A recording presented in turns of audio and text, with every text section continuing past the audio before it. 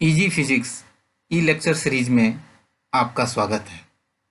मैं डॉक्टर अजीत कुमार सोमानी, चौधरी मालूराम भांबू, राजकीय पॉलिटेक्निक महाविद्यालय श्री गंगानगर में प्रवक्ता भौतिकी के पद पर कार्यरत हूँ। जैसा कि सीरीज के नाम से क्लियर है, इजी फिजिक्स।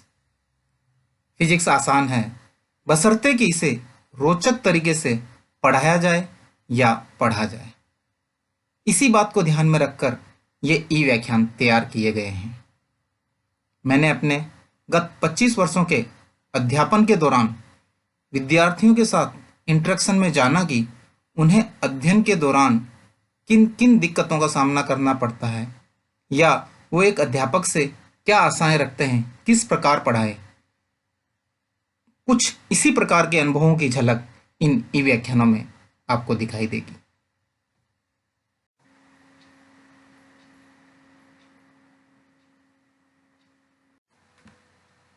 इस ई व्याख्यान का टॉपिक है प्रतिबल, स्ट्रेस। प्रत्यास्थता के चैप्टर को पढ़ते हुए हम पहले प्रत्यास्थता के गुणों से परिचित हुए, फिर विकृति के बारे में जाना, और अब हमें जानने की बारी है प्रतिबल की कि प्रतिबल क्या चीज है। सबसे पहले इस प्रतिबल टॉपिक को पढ़ने के उद्देश्य के बारे में जानते हैं। प्रतिबल के संप्रत्यय को समझना, अर्थात स्ट्रेस के कंसेप्ट को अंडरस्टैंड करना कि स्ट्रेस क्या किस तरह से प्रभाव उत्पन्न करती है और स्ट्रेस कहते किसे हैं। विभिन्न प्रकार के प्रतिबलों के संप्रत्यय को समझना, डिफरेंट टाइप्स के स्ट्रेस होंगे, उनके भी कंसेप्ट को अंडरस्टैंड करना, ये भी हमारा एक ऑब्जेक्टिव है। प्रतिबल के ज्ञान का उपयोग दैनिक जीवन में कर सकना, डेली लाइफ में जो इलास्टिसिटी के हमने बहुत सारे एग्जाम्पल देखे थे, उनमें भी स्ट्रेस फैक्टर कहाँ पे काम करता है, इस चीज को समझ सकना। आगे बढ़ने से पहले हमें क्या क्या पूर्व ज्ञान होना चाहिए, किन किन बातों को और किन किन टर्मिनोलॉजी का आपको नॉलेज होना चाहिए। यदि उसमें कहीं भी शंका है या लगता है आपको कि वो कमजोर है, तो पहले उनका अध्ययन करें, उसके बाद ही आगे बढ़े।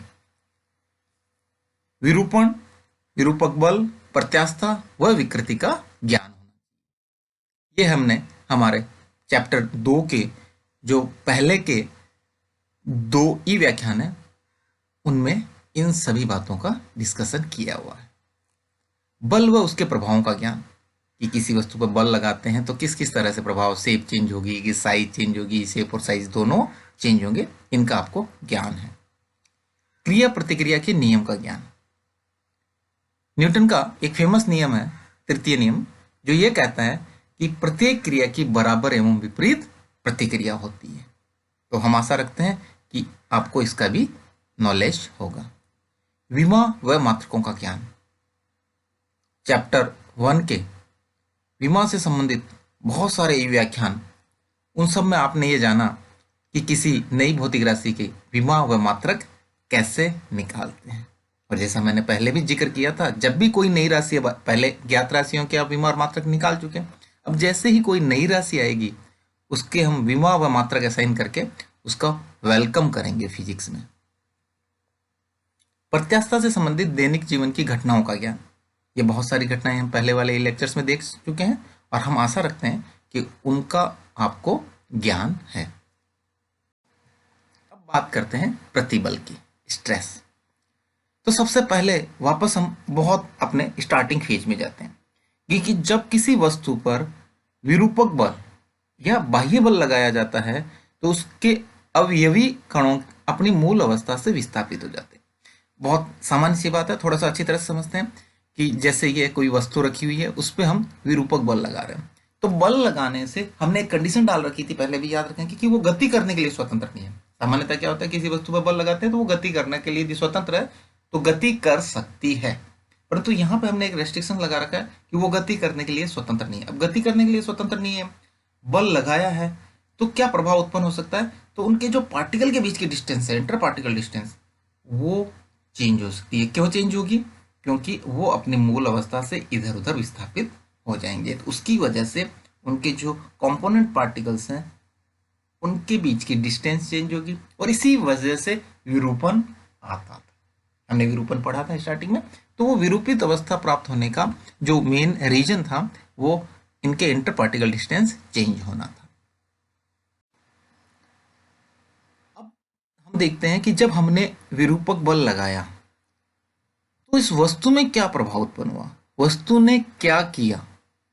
थोड़ा ध्यान से देखिए, न्यूटन का तृतीय नियम को याद करते हैं कि जब किसी वस्तु पर हम क्रिया करते हैं तो उस पर बराबर एवं विपरीत प्रतिक्रिया दूसरी वस्तु द्वारा उत्पन्न होती है। तो यहाँ पे दूसरी वस्तु वो वस्तु हो गई जिस पे कि हमने बल लगाया था। विरूपक बाहरी बल किसने लगाया, किसी बाहरी कारक ने। एक एग्जाम्पल ले लेते हैं हम कि जैसे रबड़ को खींच रहे हैं तो वहां पे विरूपक और बाहरी बल लगाने वाला जो स्रोत है वो मेरे हाथ थे, मैं लगा रहा था उन पे, पहले एग्जाम्पल देखा था। और आंतरिक प्रतिक्रियात्मक बल जो रबड़, उसने आंतरिक प्रतिक्रिया बल किस पे लगाया, मेरे हाथों पे, मेरी अंगुलियों पे लगा रहे थे। तो इस तरह से ये विरूपक बल और आंतरिक प्रतिक्रिया बल उत्पन्न होता है। कब, जब विरूपक बल लगाया जाता है। विरूपक बल लगाने के फलस्वरूप आंतरिक प्रतिक्रिया बल उत्पन्न होता है, एक इंटर रिएक्शन फोर्स डेवलप होता है। कब, जब हम एक्सटर्नल फोर्स अप्लाई करते हैं। अब इसी बल को अलग अलग नाम दे देते हैं, इसे है प्रत्यास्थ बल कहते हैं, इलास्टिक फोर्स कह देते हैं, इसी कोई प्रत्यानयन बल या रिस्टोरिंग फोर्स भी कहते हैं। रिस्टोरिंग वर्ड थोड़ा सा इस तरह से हम समझ सकते हैं कि अपनी पोजीशन को रिस्टोर करने की ट्राई करता है। तो इस तरह से ध्यान दीजिए कि हमने विरूपक बल लगाया, विरूपक बल लगाने के फलस्वरूप वस्तु ने अंदर से, आंतरिक वर्ड इसीलिए कह रहा है इंटरनल, एक रिएक्शन फोर्स जनरेट किया। ये मूलभूत नियम है प्रकृति का कि प्रत्येक क्रिया की प्रतिक्रिया होती है। अब ये ध्यान देना है कि ये विरूपक बल लगाया, आंतरिक प्रतिक्रिया बल उत्पन्न हुआ, और उस आंतरिक प्रतिक्रिया बल को ही प्रत्यास्थ बल भी कह देते हैं और प्रत्यानयन बल भी कह देते हैं। एक बार हम अपने पुराने उदाहरण को देखते हैं कि जब इस गेंद को मैं इस तरह से प्रेस कर रहा था तो मेरे को हाथों पे दाब लगाना पड़ रहा था और एक महसूस हो रहा था। आप भी कभी इस तरह से रबड़ की बॉल लेके उसको दबाइए तो आपको लगेगा कि रबड़ की बॉल वापस अपनी मूल अवस्था में आने का प्रयास कर रही है, मतलब अंदर की तरफ से एक बल हमें पूरे अंगुलियों पे, हथेली पे महसूस होगा। आप इसको करके देखिएगा कि आपको अंदर की ओर से बाहर की तरफ का एक बल महसूस होगा। इसी बल को जो हम कह रहे हैं वो आंतरिक प्रतिक्रिया बल है, जो किसने लगाया, रबड़ की बॉल ने, रबड़ पदार्थ जो था इसने अपने हाथों पे लगाया। बाहरी विरूपक बल यहाँ पे कौन सा हो गया, जो मैंने अंगुलियों की सहायता से इस रबड़ बॉल पे लगाया था। तो अपन महसूस कर सकते हैं। ऐसे ही सोफा वगैरह पर जब बैठते हैं उस सीट को यदि हम दबाते हैं, इस स्पंज को, तो हमें भी वापस पुनः एक बल महसूस होता है, जिस तरफ से हमने बल लगाया उसके विपरीत दिशा में। तो ये सारे आंतरिक प्रतिक्रिया बल के उदाहरण हैं।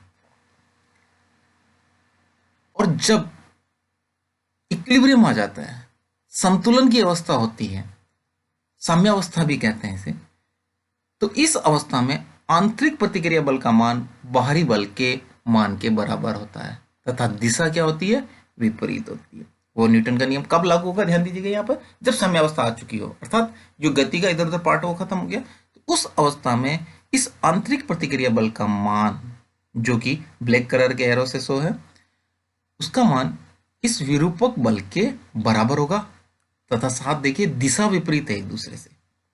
आंतरिक प्रतिक्रिया बल अंदर से बाहर की ओर है यदि वस्तु में बैठ के देखें, और विरूपक बल जो बाहर से लगाया वो बाहर से अंदर की तरफ वस्तु पर लग रहा है। ठीक है, तो इस तरह से ये दोनों एक दूसरे के बराबर होंगे, मान बराबर होंगे, दिशा विपरीत होगी। इस चीज को वापस नोट कर लें, इनके मान बराबर होंगे, दिशा विपरीत होगी। इसी आंतरिक प्रतिक्रिया बल के कारण वस्तु अपनी मूल अवस्था में आने का प्रयास करती है। जैसे अभी रबड़ के बॉल के एग्जाम्पल में ही बताया था कि वो वापस अपनी मूल अवस्था में आने का प्रयास करती है। उस प्रयास में वो हमारे हाथों, हथेली पर और अंगुलियों पर पुनः बल लगाती है। डिपेंड ये करता है कि किसका मान ज्यादा है। बाहरी बल का मान ज्यादा है तो लगातार संकुचित होती जाएगी। आंतरिक बल का मान यदि ज्यादा हो जाए, बाहरी बल का मान कम हो जाए, तो वो वापस आयतन बढ़ता जाएगा, विकृत अवस्था से जो है उससे आयतन बढ़ता जाएगा।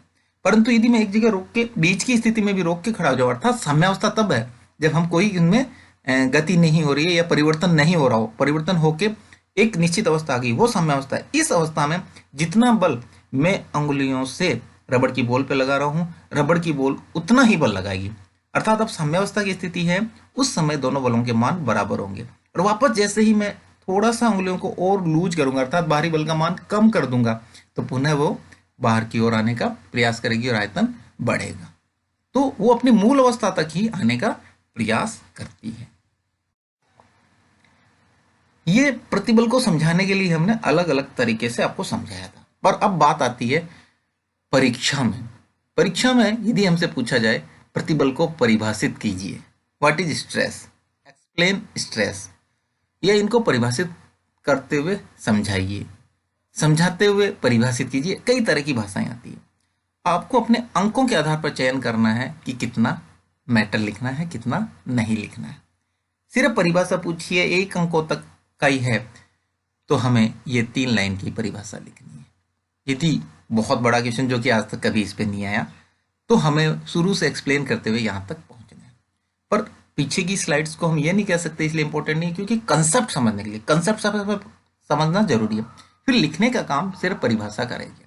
तो फाइनल आंसर जो हम एग्जाम में लिखेंगे, क्योंकि इसके प्रश्न 2012, 2007, 1998, 1996 व 1995 की परीक्षाओं में पूछे जा चुके हैं। अलग अलग तरीके से पूछे गए, ये ठीक है, पर प्रतिबल के से संबंधित पूछे गए। तो सबसे पहले बात आती है कि हम परिभाषा क्या लिखें। संतुलन की अवस्था में वस्तु के अंदर अनुप्रस्थ काट के एकांक क्षेत्रफल पर उत्पन्न आंतरिक प्रतिक्रिया बल को प्रतिबल कहते हैं। एक बात थोड़ा सा हो सकता है डरावनी लगे, इसको समझते हैं हम क्या कहना चाहते हैं। हमने कहा कि वस्तु के अंदर आंतरिक प्रतिक्रिया बल उत्पन्न होगा, ठीक है जी। अब आंतरिक प्रतिक्रिया बल किसी न किसी सतह पर लगेगा। उस सतह का अनुप्रस्थ काट क्या होता है, जिस पे बल लग रहा है, जिस सतह पे, उसके लंबवत क्षेत्रफल को अनुप्रस्थ काट कहते हैं, और उसका एकांक क्षेत्रफल लेना है। उसके एकांक क्षेत्रफल पर जितना आंतरिक प्रतिक्रिया बल लग रहा हो, उसको हम प्रतिबल कहते हैं।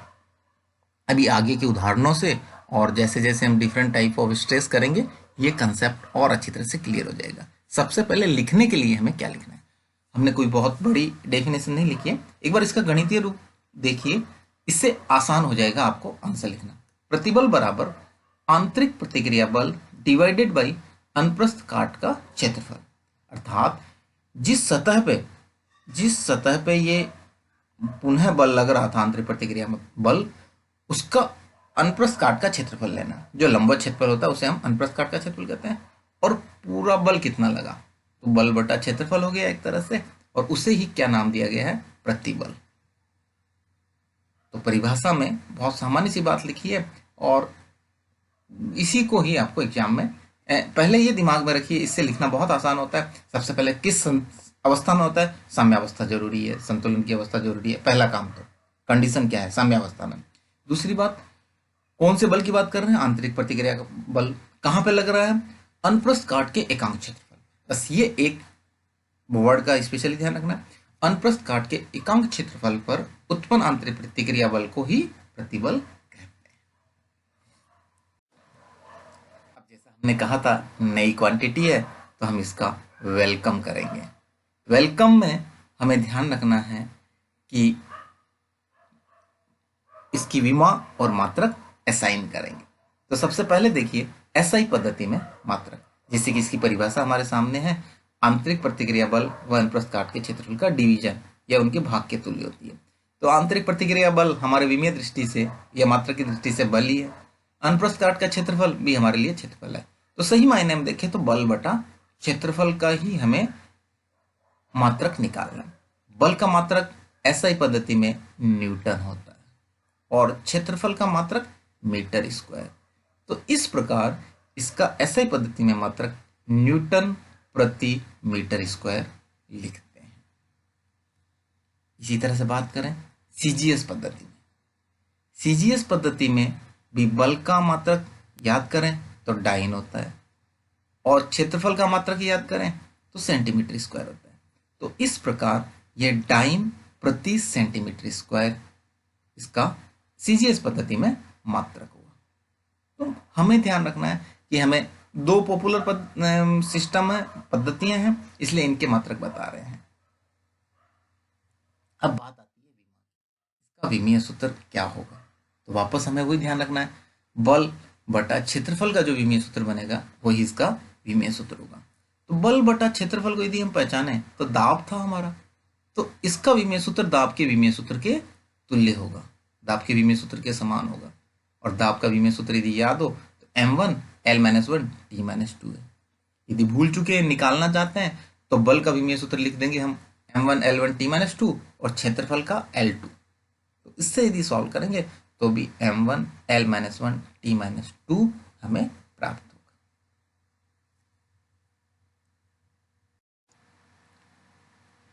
अब एक सामान्य सी गलती जो होने की संभावना रहती है, उस तरफ आपका ध्यान आकृष्ट करना चाहूंगा।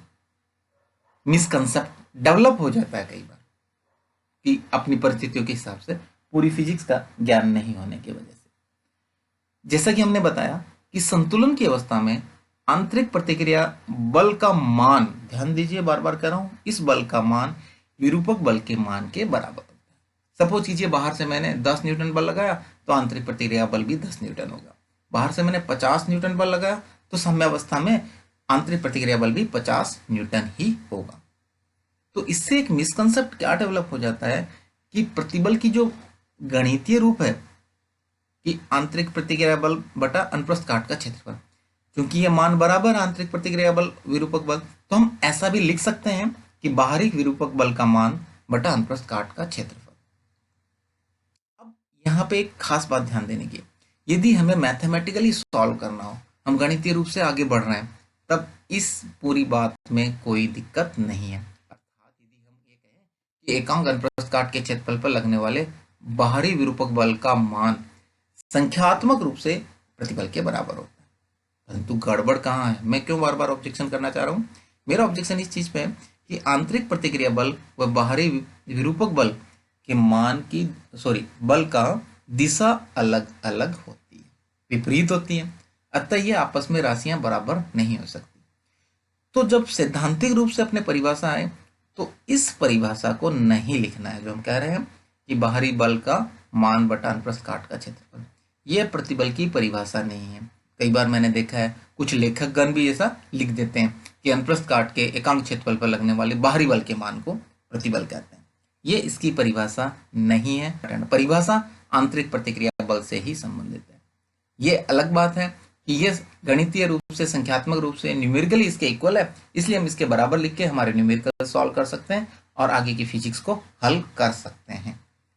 परंतु परिभाषा की दृष्टि से देखा जाए तो आपको आंतरिक प्रतिक्रिया बल ही करना है।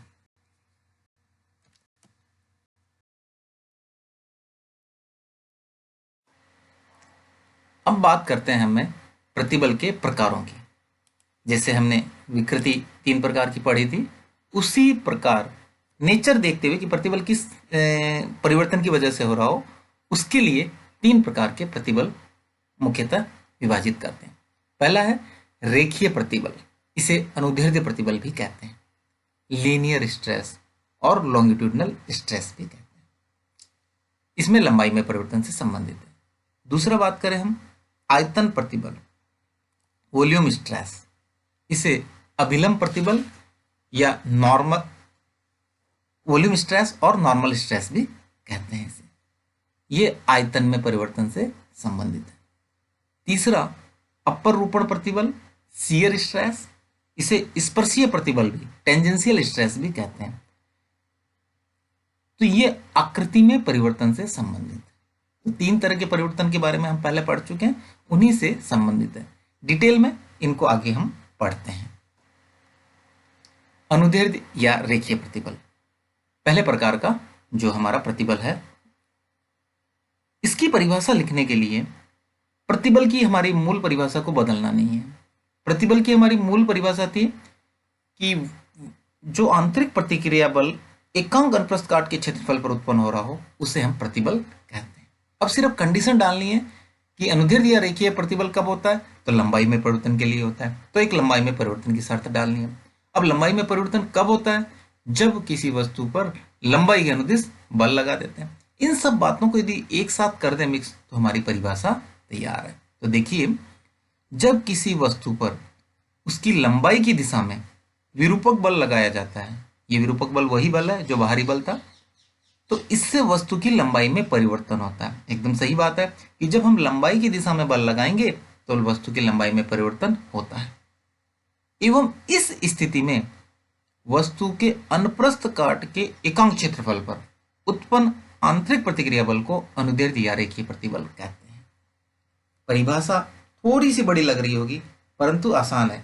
लास्ट वाला पार्ट 50% पार्ट वही है जो प्रतिबल की परिभाषा थी, एकांक अनुप्रस्थ काट के क्षेत्रफल पर उत्पन्न आंतरिक प्रतिक्रिया बल। कंडीशन डाली है कि लंबाई में परिवर्तन हो। अब लंबाई में परिवर्तन कैसे होगा? जब लंबाई की दिशा में विरूपक बल लगाया जाता है। तो इस तरह से अनुदैर्ध्य या रेखीय प्रतिबल को हम परिभाषित करते हैं। अब हम देखते हैं कि किस तरह से अनुदैर्ध्य या रेखीय प्रतिबल उत्पन्न हुआ था या कैसे, कौन सा प्रोसेस था। तो देखिए यहाँ पे कि जब मैंने रबड़ के इस तार पे या बेंड पे जब बल लगाया बाहर की ओर तो इसकी लंबाई में वृद्धि हुई।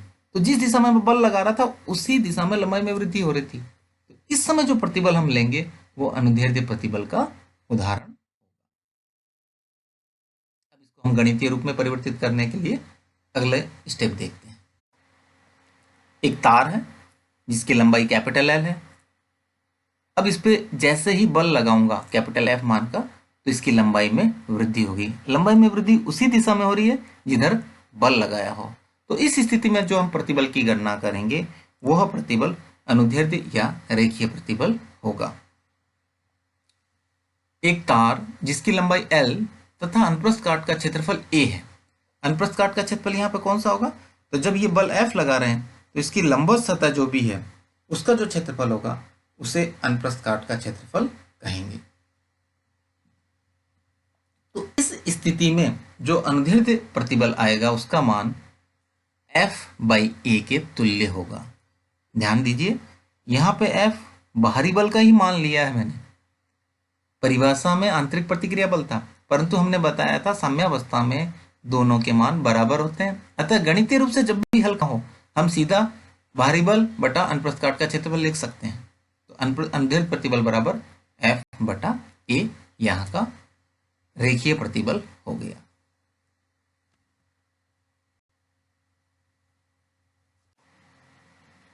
अब बात करते हैं अनुदैर्ध्य या रेखीय प्रतिबल के प्रकार की। तो ये भी दो प्रकार के होते हैं, जैसा कि हमने विकृति के समय किया था सेम उसी तरह का ही है। यदि लंबाई में वृद्धि हो तो तनन प्रतिबल, if increase in length then tensile stress. यदि लंबाई में कमी हो तो संकुचन प्रतिबल, कंप्रेशनल स्ट्रेस आएगा। तो लेंथ इंक्रीज हो रही है डिक्रीज हो रही है उसी के अकॉर्डिंग इनके दो नाम जैसे कि हमने विकृति में रखे थे वो इसमें आएंगे। आयतन या अभिलंब प्रतिबल, वॉल्यूम और नॉर्मल स्ट्रेस, ये हमारा दूसरा टाइप का प्रतिबल है। सबसे पहले इसको परिभाषित कैसे करना है इसको समझते हैं। वही तरीका अपनाएंगे। प्रतिबल की जो परिभाषा है उसको हम एज इट इज लेंगे, उसके साथ कुछ कंडीशन जोड़ देंगे। तो प्रतिबल की परिभाषा याद करते हैं, अनुप्रस्थ काट के एकांक क्षेत्रफल पर उत्पन्न आंतरिक प्रतिक्रिया बल। अब हमें इसके लिए कंडीशन डालनी है आयतन या अभिलंब। तो आयतन में परिवर्तन होना चाहिए, तो एक वर्ड डल जाएगा आयतन में परिवर्तन हो। आयतन में परिवर्तन होता कैसे है उसके बारे में डिटेल आ जाएगी। इन तीन बातों का समावेश कर दें तो आयतन प्रतिबल की परिभाषा बन जाएगी। तो देखिए, जब किसी वस्तु के प्रत्येक तल पर समान मान के विरूपक बल लगाए जाते हैं तो इससे वस्तु के आयतन में परिवर्तन होता है। तो यहां भी यह बताया गया है कि आयतन में परिवर्तन कैसे होता है। अब इस स्थिति में वस्तु के अनुप्रस्थ काट के एकांक क्षेत्रफल पर उत्पन्न आंतरिक प्रतिक्रिया बल को आयतन या अभिलंब प्रतिबल कहते हैं। देखिए, बहुत आसान किया हमने। ये सबसे पहले समान मान के विरूपक बल लगाने सभी सतह से, पहला काम ये। उससे प्रभाव क्या उत्पन्न हुआ? आयतन में परिवर्तन उत्पन्न हुआ, इसको लिख दिया। फिर इस स्थिति में जो आंतरिक प्रतिक्रिया बल उत्पन्न हुआ है किस पे उत्पन्न हुआ? अनुप्रस्थ काट के एकांक क्षेत्रफल, बार बार इसका ध्यान रखना है। एकांक क्षेत्रफल पर जो आंतरिक प्रतिक्रिया बल उत्पन्न होगा उसके मान को हम क्या कहेंगे? आयतन या अभिलंब प्रतिबल कहते हैं। गणितीय रूप से लिखने का प्रयास करते हैं। तो एक बार दाईं तरफ के इस चित्र पर ध्यान देते हैं।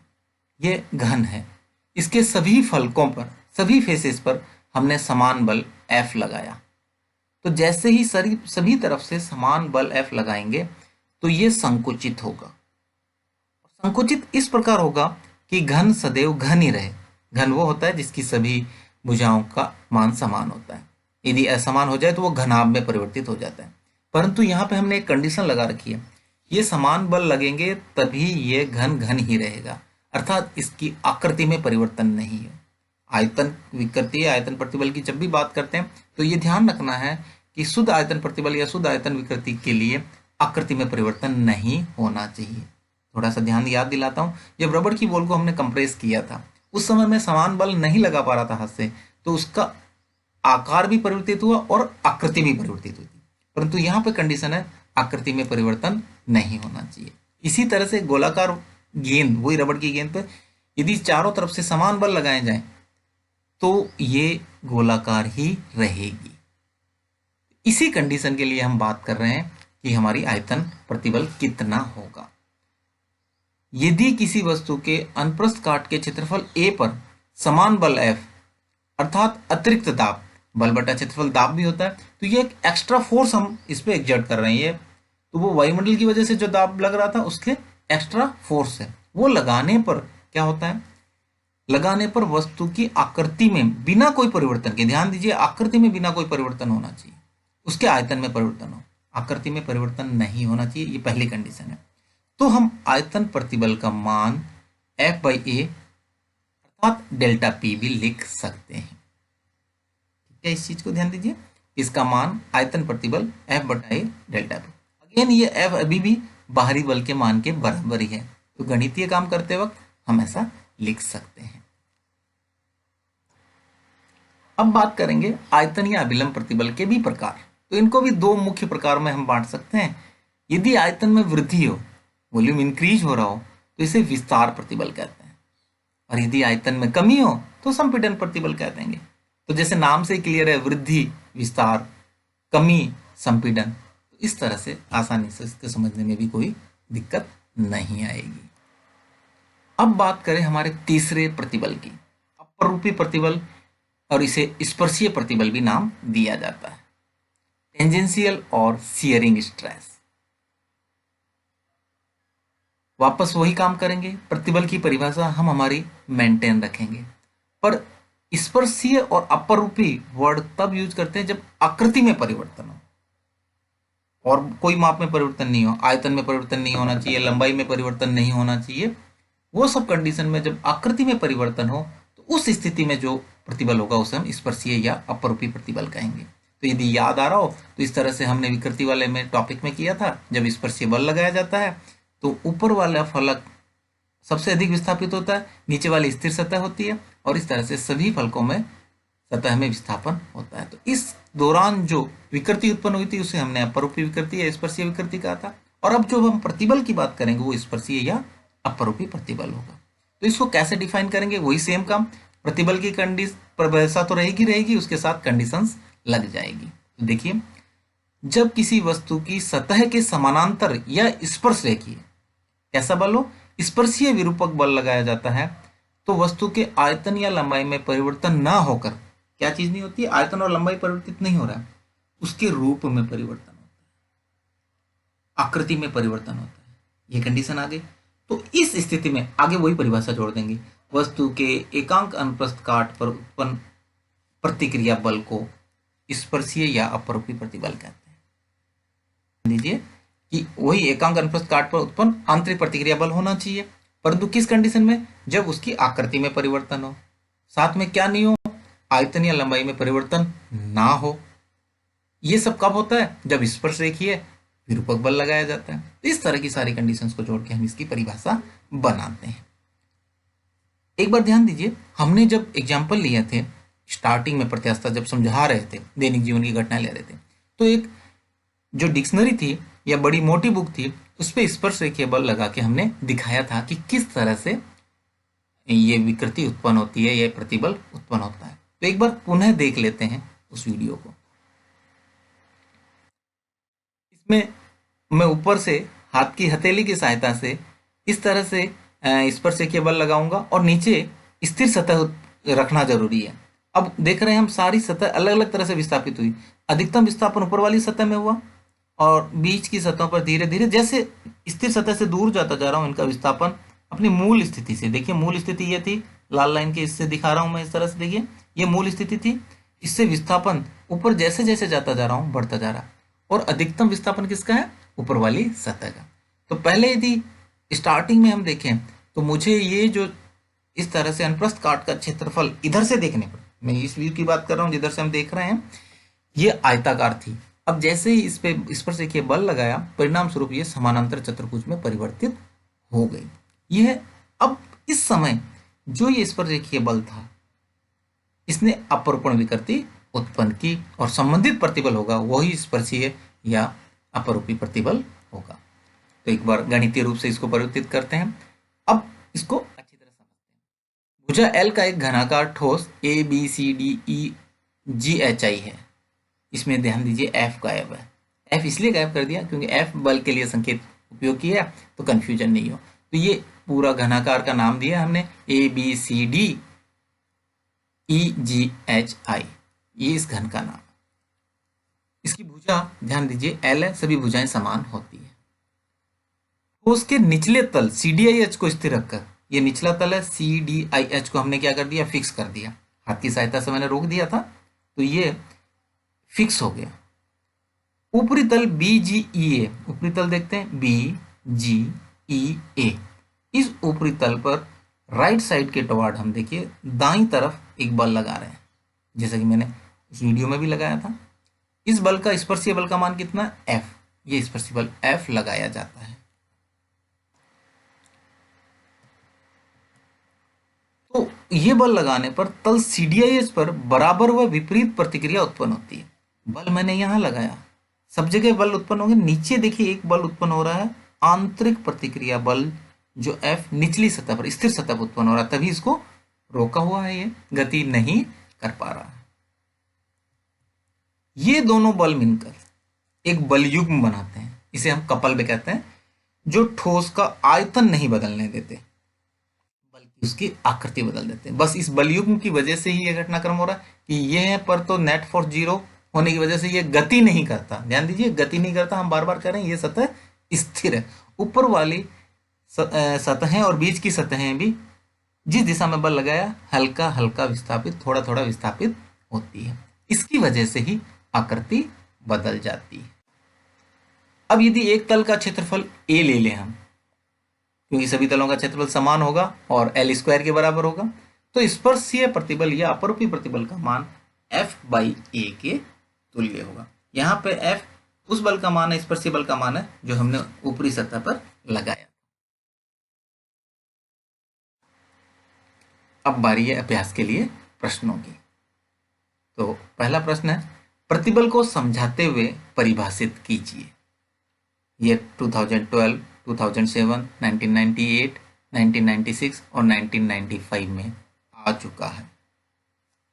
अगला प्रश्न है, प्रतिबल के प्रकारों को समझाइए। Different different types of stress होगी, उनको आपको एक्सप्लेन करना है। प्रतिबल की विमा व मात्रक लिखिए। तो स्ट्रेस की आपको डायमेंशंस और यूनिट लिखनी है।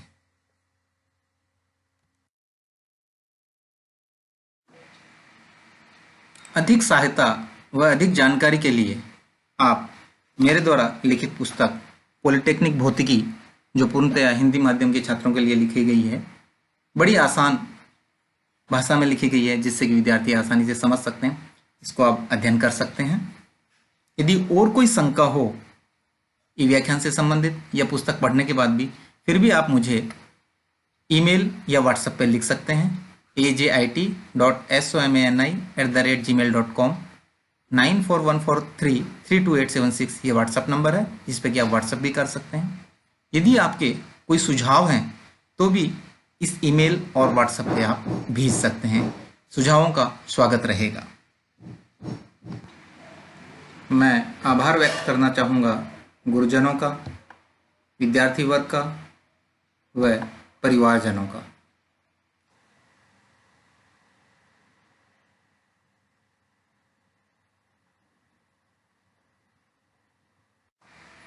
इस ई व्याख्यान को धैर्यपूर्वक देखने के लिए और समझने के लिए आपका बहुत बहुत धन्यवाद। Thank you very much.